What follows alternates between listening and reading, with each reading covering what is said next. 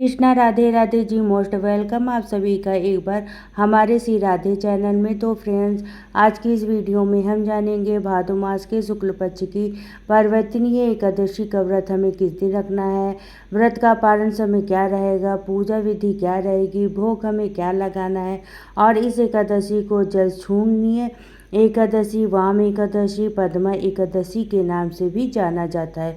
अच्छा, क्योंकि इस एकादशी का नाम पर्वतनीय एकादशी है तो जिस किसी का भी जीवन रुक गया है, थम गया है, काम नहीं बन रहे हैं ना, उन्हें इस एकादशी का व्रत जरूर करना चाहिए। और देखिए, व्रत ना कर सके तो एकादशी व्रत के नियम कर लें, पूजा कर लें, इतना भी काफ़ी रहेगा।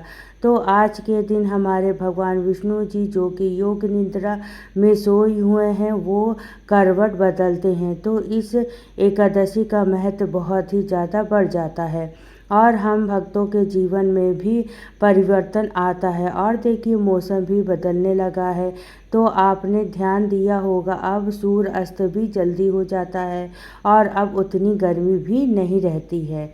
तो आज के दिन आप सबसे पहले सुबह में जल्दी उठें, पानी में तिल, आंवला का रस या फिर गंगा जल डाल के आप स्नान करें और पीले वस्त्र पहनें, पीले रंग का कपड़ा बिछाएं, एक चौकी लगाएं। चौकी पर पूजा ना कर सकें तो मंदिर में आप साफ सफाई आप एक दिन पहले ही कर लें और भगवान विष्णु जी के किसी भी स्वरूप का आप पूजन कर सकते हैं आज के दिन आप भगवान को पंचामृत स्नान करा सकते हैं, कच्चे दूध से स्नान करा सकते हैं या फिर आप पानी में गंगा जल, यमुना जल का जल डाल कर भी स्नान करा सकते हैं।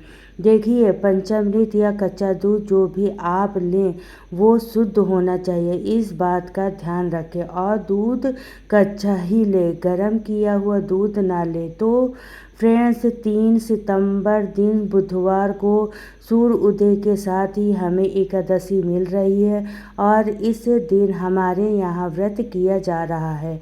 कहीं कहीं पे कुछ संप्रदाय में 4 तारीख को भी व्रत कर रहे हैं, लेकिन देखिए, जो लोग भी 4 तारीख का व्रत करेंगे तो उन्हें 3 तारीख को भी अन्न नहीं खाना है। इस हिसाब से आपका 2 दिन का व्रत हो जाएगा, क्योंकि 3 तारीख को पूरे दिन ही एकादशी रहने वाली है।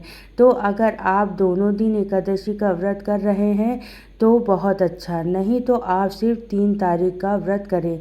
4 तारीख को व्रत का पारण करें और अन्न ग्रहण करें, आपको कोई भी दोष नहीं लगेगा। तो व्रत का पारण समय नोट कर लीजिए।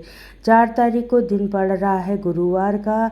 इस दिन आपको सुबह में 10:32 से लेकर 10:51 के बीच में व्रत का पारण करना है, ठीक है। और देखिए, पारण हमेशा चावल खाकर ही किया जाता है।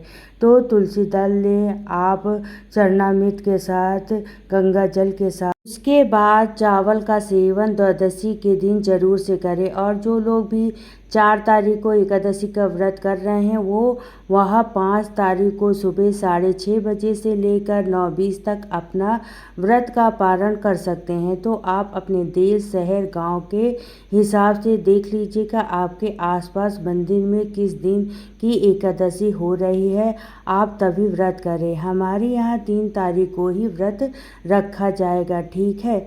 तो फ्रेंड्स, कहते हैं वामा एकादशी का व्रत करने से और इनकी पूजा करने से ना हमारे द्वारा किए गए समस्त पापों का नाश होता है, जीवन में खुशहाली आती है।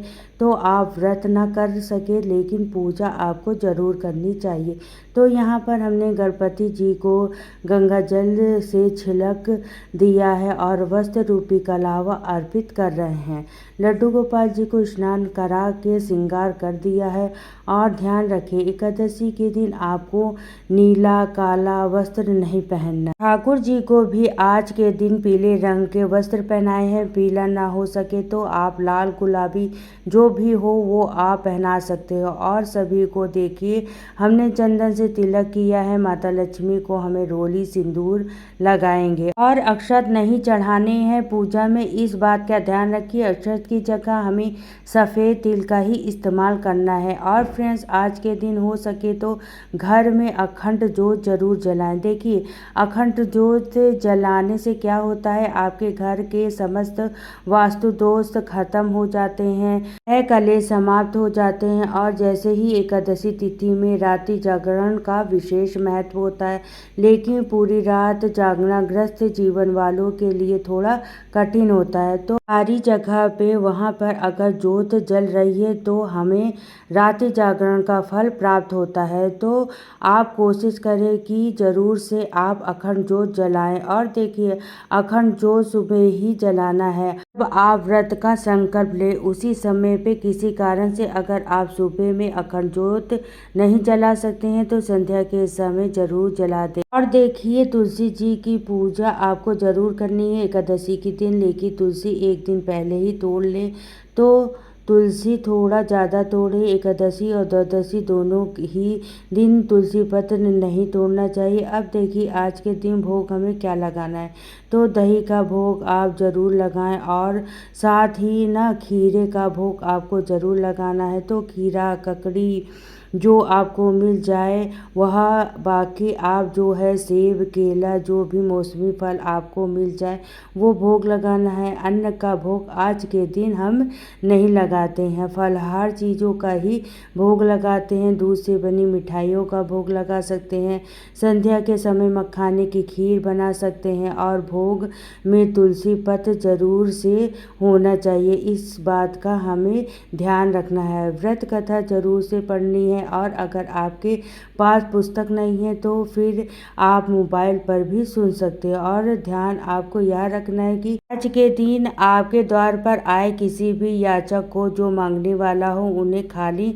नहीं लौटाना चाहिए, पर ध्यान यह रखना है कि मुंह मांगा दान आज के दिन नहीं दिया जाता है। आप अपनी इच्छा अपने सामर्थ्य के हिसाब से उन्हें दान दें। कथा सुनने के बाद हमें जो हाथ में तिल और पुस्तक लिए थे वो भगवान को अर्पित कर देंगे। और आज के दिन आप विष्णु सहस्त्रनाम, विष्णु चालीसा, लक्ष्मी चालीसा भी पढ़ सकते हैं। और देखिए क्योंकि अभी महालक्ष्मी व्रत चल रहे हैं तो माता लक्ष्मी का पूजन जरूर करना है और माता को आप सफ़ेद मिठाइयों का भोग लगा सकते हैं और लक्ष्मी नारायण भगवान का संयुक्त रूप से आज के दिन आप पूजन कर सकते हैं, आरती करें। और देखिए 3 बार जल फेर कर हमें आचमन कर लेना है और यथासंभव जितने आपका हो सके पूजा में कुछ दक्षिणा जरूर रखें। बाद में यह दक्षिणा किसी भी ब्राह्मण या किसी भी ज़रूरतमंद को आप दे सकते हो। अच्छा, दशमी से ही आपके व्रत के नियम शुरू हो जाते हैं, यानी कि दिन मंगलवार से ही इस दिन आप सर धो के स्नान करें और सात्विक भोजन लें, शुद्ध रहें। बैगन, गाजर, मूली, मसूर की दाल, कटहल ये आपको नहीं खाना है। प्याज, लहसुन, मांस, मदिरा का सेवन नहीं करना है और अपने पूरे घर की अच्छे से साफ सफाई आप दशमी के दिन से ही कर ले, ठीक है। एकादशी के दिन बहुत ज़्यादा घर की डीप क्लीनिंग नहीं करनी चाहिए क्योंकि एकादशी का दिन बहुत ही महत्वपूर्ण दिन होता है।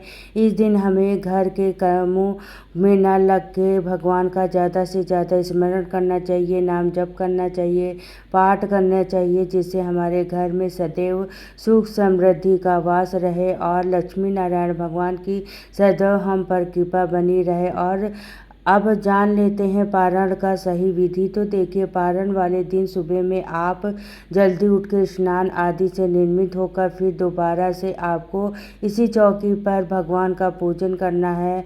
और आज के दिन आप ब्राह्मण भोजन करा सकते हैं तो बहुत अच्छा है, किसी ज़रूरतमंद को भोजन करा सके तो भी बहुत अच्छा। लेकिन देखिए सभी जगहों पर यह सब संभव नहीं होता है, तो देखिए आप सीधा निकाल दें, यानी खाने का कच्चा सामान निकाल दें, आटा, दाल, चावल, घी, शक्कर जो भी आपसे बन पड़े, फल, मेवा, मिठाई, ठीक है। और इस आप कुछ दक्षिणा रख दें या तो आप हैंड टू हैंड दान कर दें, लेकिन कोई सुबह ना मिले तो आप इसे रखा रहने दें, आप अपने व्रत का पारण करें।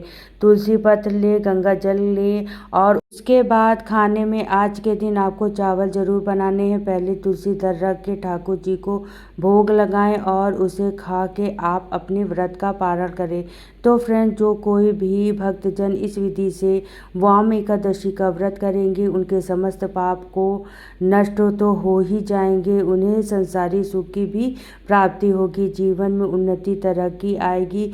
तो आई होप आज का वीडियो आपको पसंद आया हो तो वीडियो को लाइक शेयर और कमेंट ज़रूर करना। चैनल पर नए हो तो सब्सक्राइब कर लेना। फिर मिलती हूँ नेक्स्ट वीडियो में। तो सभी को राधे राधे, जय श्री कृष्णा।